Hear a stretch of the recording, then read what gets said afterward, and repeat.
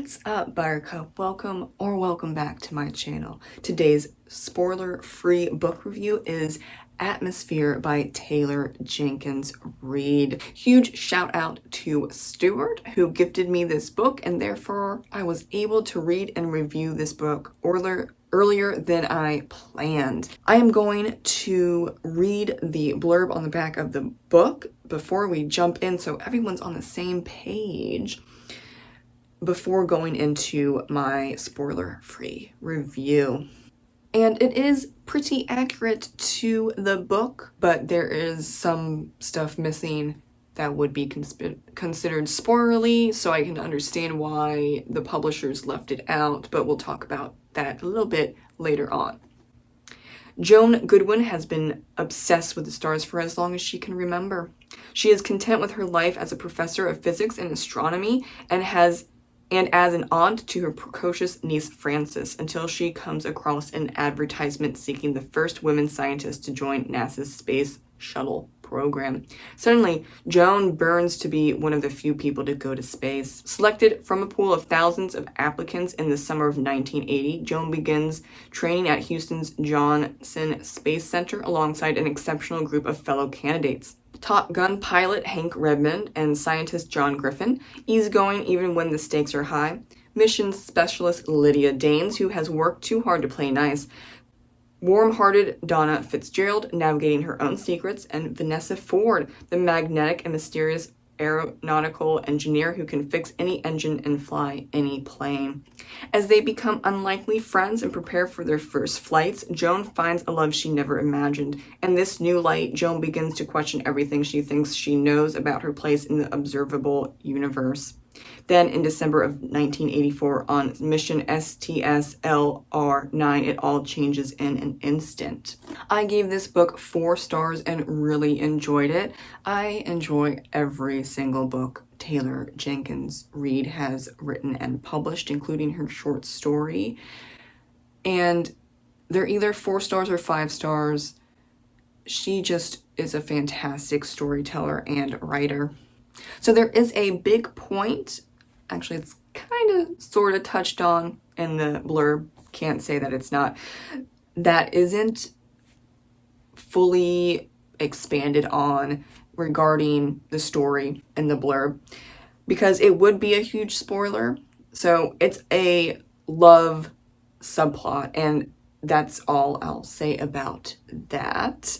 Because like the blurb said, Joan does fall in love, and it's like she never imagined.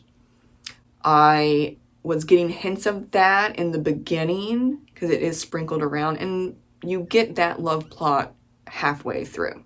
So I don't think this is counting as a slow burn. This isn't a romance book. I would say this is a women's fiction book that explores life as a woman in the scientific field, specifically NASA, during the 1980s. And yes, it so then happens that there's a love subplot. And it does become really important, but it does not have romance beats. So I really, like I said, enjoyed this novel. I gave it 4 stars because I think it would have been 5 stars perfection if it was written in a linear fashion. In this particular book, we have the present moment, which is the day of the space shuttle launch and the ongoing issues of that launch in 1984. And then we have many scenes of buildup in the past regarding the present moment that we just mentioned, which is, yes, a number of astronauts going up in space. Won't say anything else because that's a big deal. I did tear up a couple of times, but then it would often switch back to the past. I wasn't able to cry because I was kind of pulled out of the immersiveness of that moment dealing with stuff going on in 1984.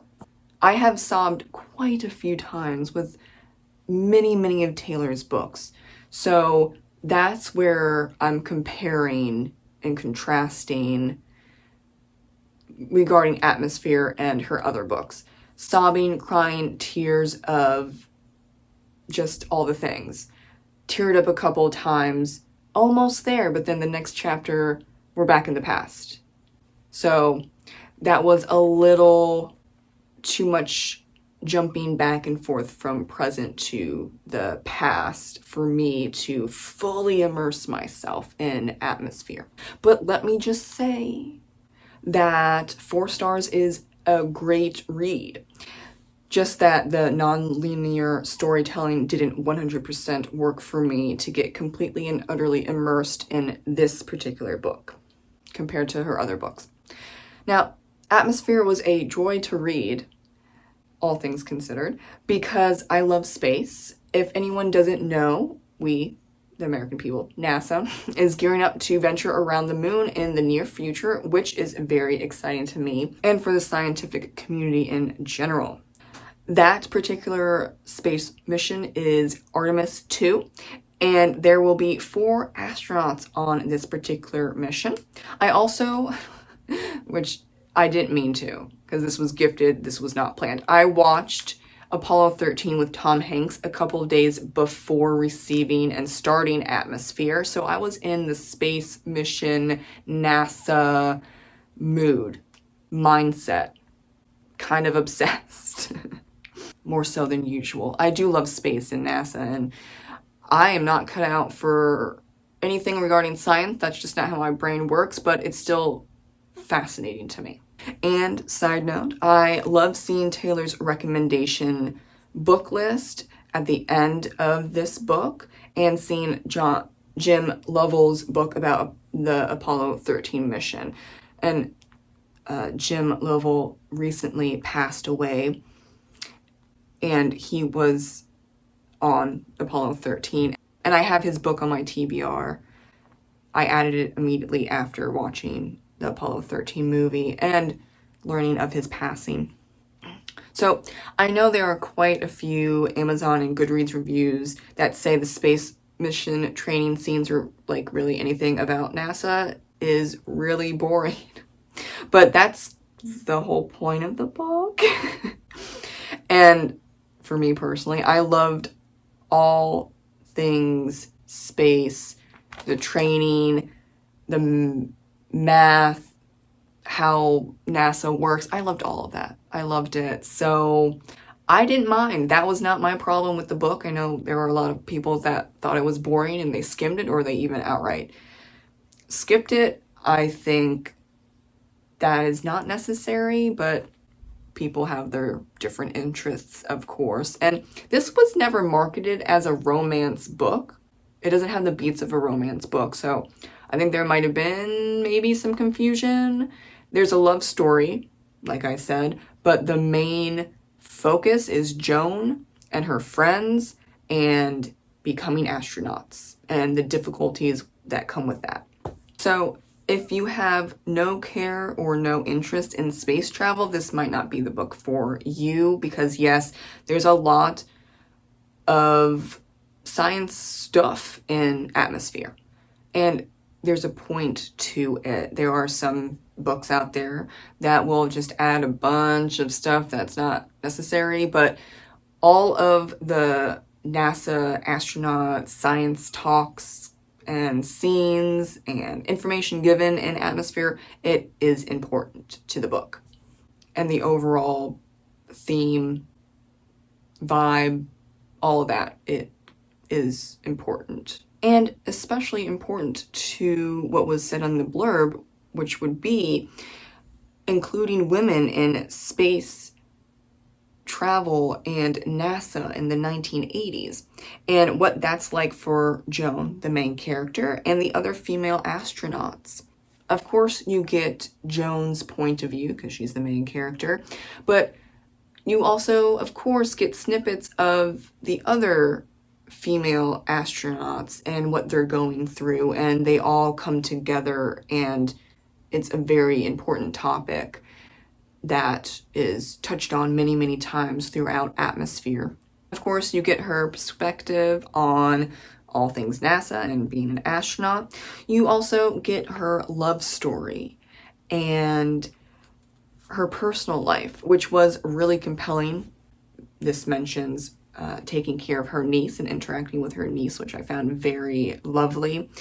And the side note regarding that, I won't spoil, but oh yes, I hated her sister from the start, and I was right about her. I was. Her sister needs to be slapped in the mouth. She's acting out because no one did it, okay?